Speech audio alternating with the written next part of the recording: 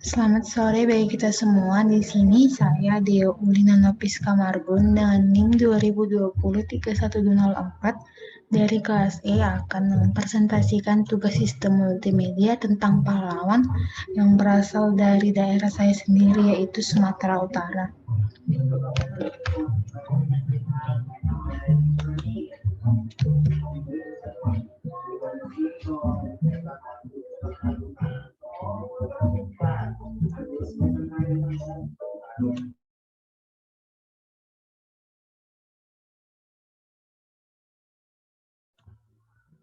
Adapun pahlawan yang saya pilih yaitu TB Simatupang, Jenderal cerdas penerus Sudirman.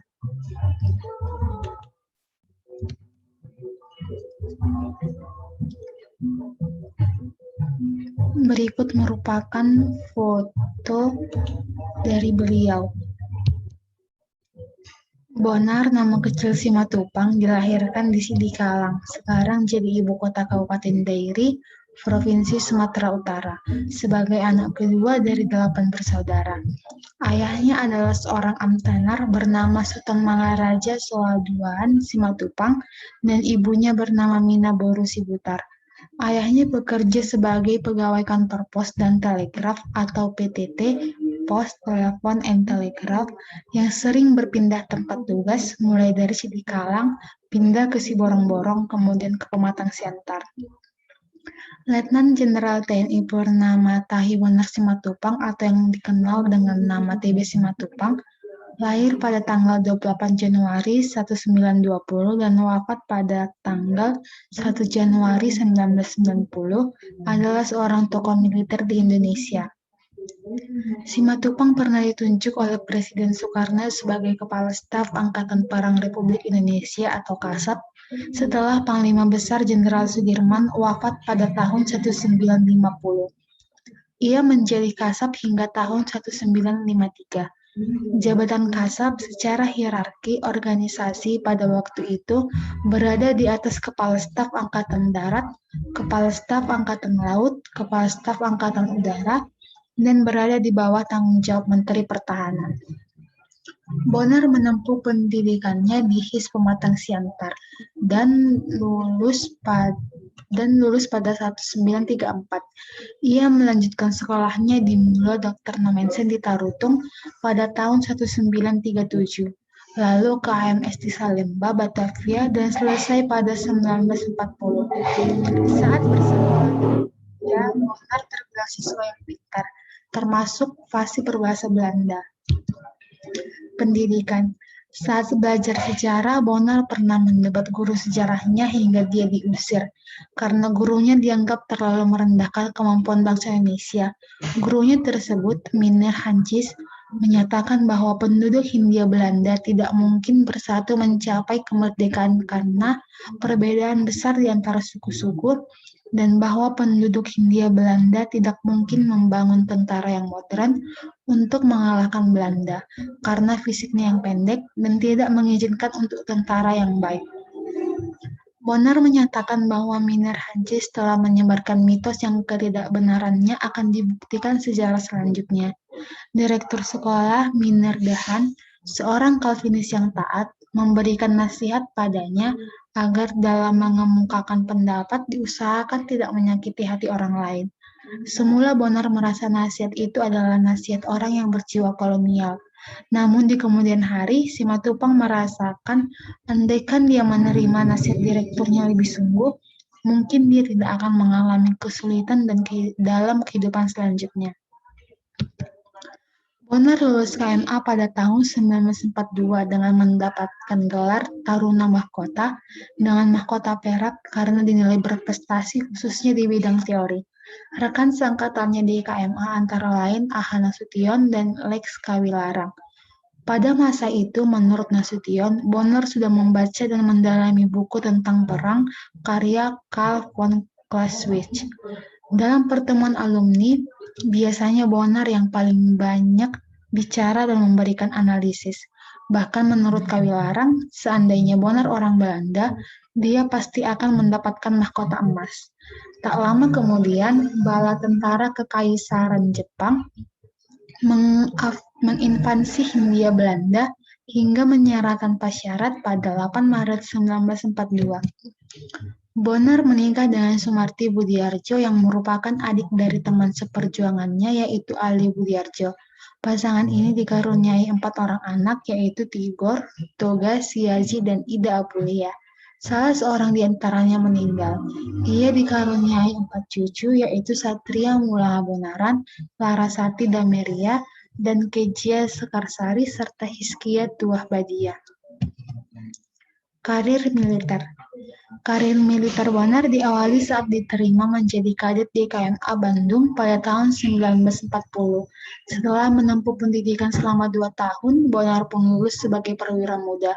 Namun belum sempat ditugaskan di KNIL atau Koninklijke Nederlands Indische Leger.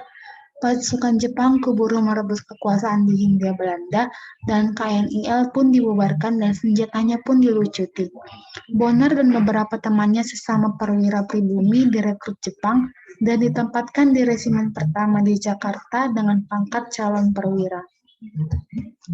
Setelah proklamasi kemerdekaan Republik Indonesia pada 17 Agustus 1945, Bonner bergabung dengan TKR atau Tentara Keamanan Rakyat dan kemudian turut bergerilya bersama Panglima Besar TNI Jenderal Sudirman melawan pasukan Belanda yang berniat menguasai kembali bekas koloninya tersebut.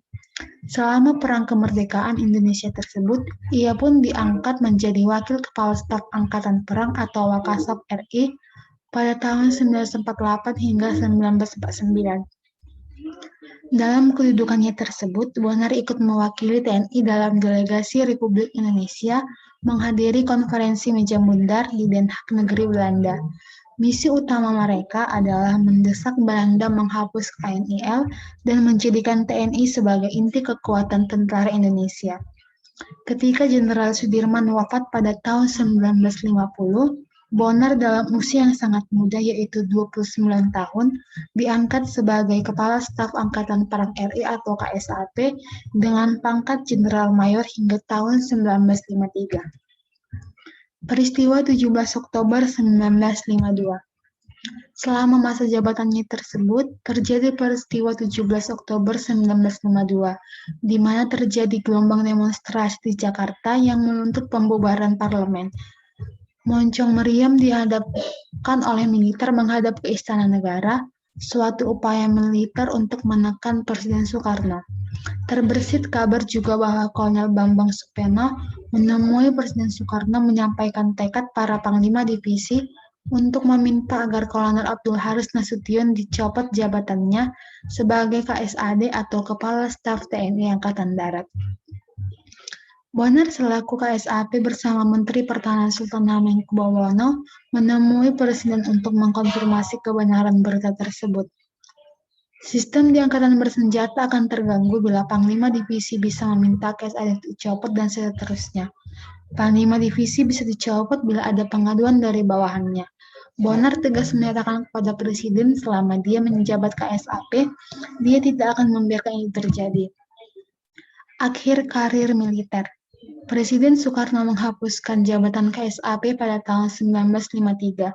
Kemudian pada tahun 1954 hingga 1959, Bonner diangkat sebagai penasihat militer di Departemen Pertahanan RI. Setelah nonaktif dari kemiliteran, Bonner menyibukkan diri dengan menulis buku dan mengajar di SSKAD atau Sekolah Staf dan Komando Angkatan Darat, sekarang Seskoat, dan Akademi Hukum Militer atau AHM. Aktivitas di luar militer. Simatupang pernah mengatakan bahwa ada 3 hal yang memengaruhi hidup dan pikirannya, yaitu Karl von Clausewitz, seorang ahli strategi kemiliteran, Karl Marx, dan Karl Barth, teolog Protestan terkemuka abad ke-20. Seluruh kehidupan Simatupang mencerminkan peranan ketiga pemikir besar tersebut. Setelah melepaskan tugas aktifnya, Simatupang terjun ke pelayanan gereja dan aktif menyumbangkan pemikirannya tentang peranan gereja dalam masyarakat. Dalam aktivitas gerejawinya itu, ia pernah menjabat sebagai Ketua Persekutuan Gereja Indonesia, Ketua Majelis Pertimbangan PII, Ketua Dewan Gereja Asia, Ketua Dewan Gereja Sedunia, dan lain-lain. Pada tahun 1969, Simatupang dianugerahi gelar Doktor Honoris Causa dari Universitas Tulsa, Oklahoma, Amerika Serikat. Simatupang meninggal dunia pada tahun 1990 di Jakarta dan dimakamkan di Taman Makam Pahlawan Kalibata. Pada tanggal 8 November 2013, Presiden Susilo Bambang Yudhoyono memberikan gelar Pahlawan Nasional kepada TB Simatupang.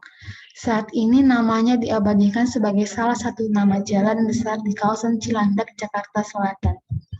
Sebagai bentuk penghargaan, pada tanggal 19 Desember 2016, pemerintah Republik Indonesia mengabadikan beliau di pecahan uang logam rupiah baru, yaitu pecahan 500.000. Sekian presentasi saya tentang pahlawan yang berasal dari Sumatera Utara, yaitu TB Simatupang. Terima kasih.